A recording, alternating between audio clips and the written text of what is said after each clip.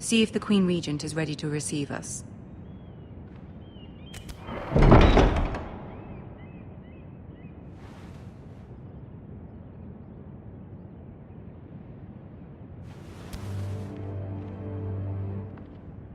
You'll be fine. I know you will. You may feel one thing, but you must say another.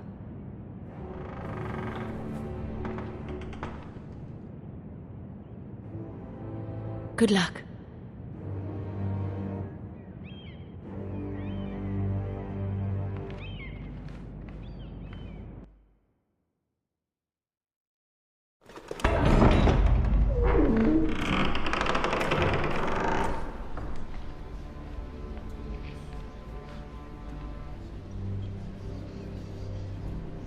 You can do this.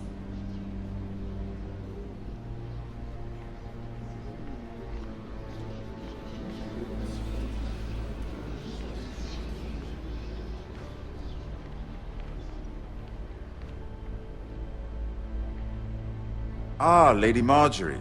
Aren't you looking lovely this evening? Lord Tyrion. Your Grace? With your permission, allow me to introduce Lady Mira of House Forrester.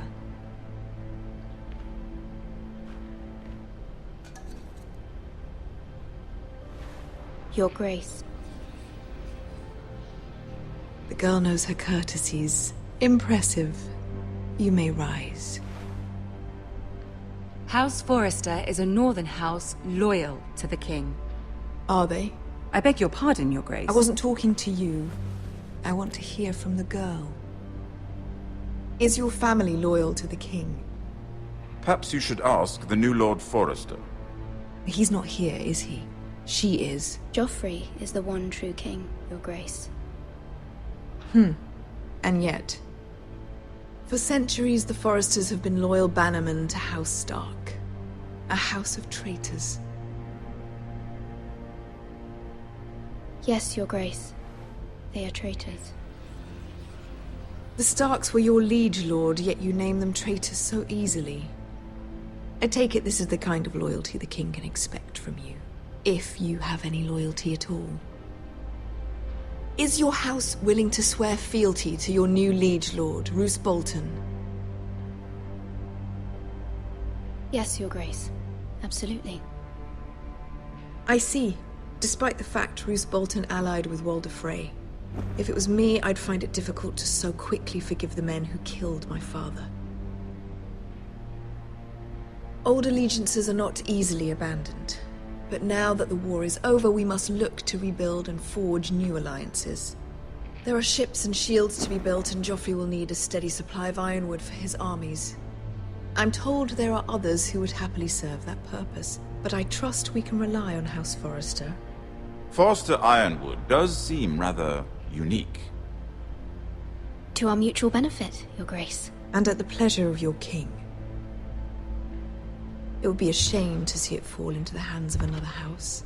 I imagine you'd do almost anything to prevent that from happening, wouldn't you? Ask any Lannister, and they'd do whatever was necessary to save Casterly Rock.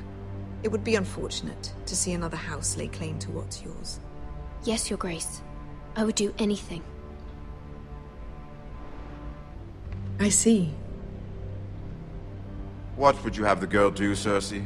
It's not as if she fought beside the Starks, wielding a battle axe for the Northern Army. It raises an interesting question, I suppose. Can we truly blame those who end up on the wrong side of the war? Our dear Marjorie here was betrothed to Renly Baratheon on the false assumption that he would one day rule the Seven Kingdoms. Can we fault her for her mistake? Should she be held accountable? I won't judge her, Your Grace. I wasn't there. I didn't face her decisions. Aren't you a delightful girl? If only one could flit through life without ever holding an opinion of their own. If there's a point to this, I hope you find it quickly. Loyalty can be such a hard thing to define. This city alone is filled with all sorts of ambitious opportunists looking to reinvent themselves, pretending to be something they're not. Who knows what lurks within their hearts? You are a girl from the north, here in service to Lady Marjorie. One can only assume her interests are yours. Yet loyalty to a king, that must be absolute, beyond question. And if your loyalties were to become conflicted between your king and the very person whom you serve, what would you do then? I'm sure she Let the would... girl answer the question. My loyalties would never conflict, Your Grace. That's a coward's answer. I will not have my time wasted by a northern girl who thinks she can play games. Who do you choose? I must choose Marjorie, Your Grace. Clearly your handmaiden does not have her priorities straight. She is a threat to the crown, isn't she? The most dangerous handmaiden in all of King's Landing. My sense is this girl will say almost anything to get what she wants. Which is not very encouraging. I'd like a word with you, if I may. Of course, Your Grace.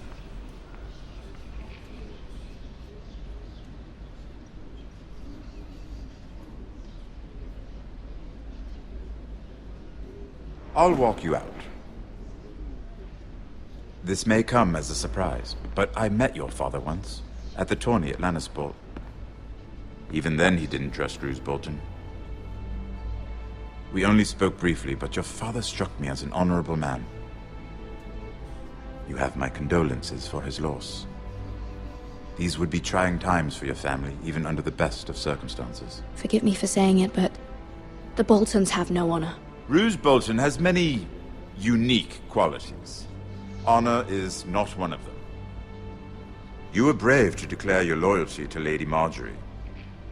No doubt she was pleased, but Cersei, she will not soon forget what you said. It was quite the first impression. I, of course, found it all highly entertaining. I don't particularly like her. That was fairly apparent to everyone.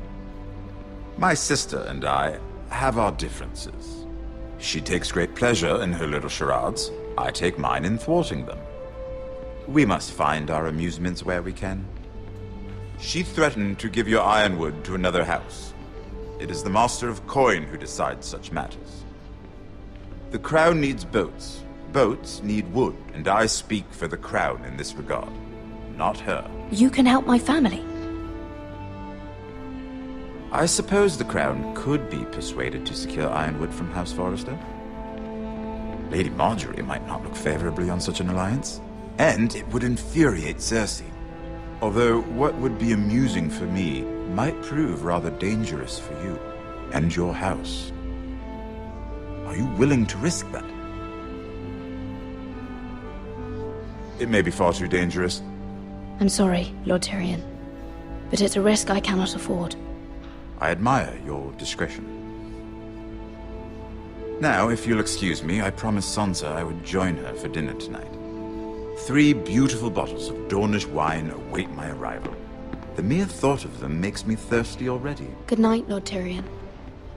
Just be careful. This is not the North. King's Landing can be a nest of vipers to the uninitiated.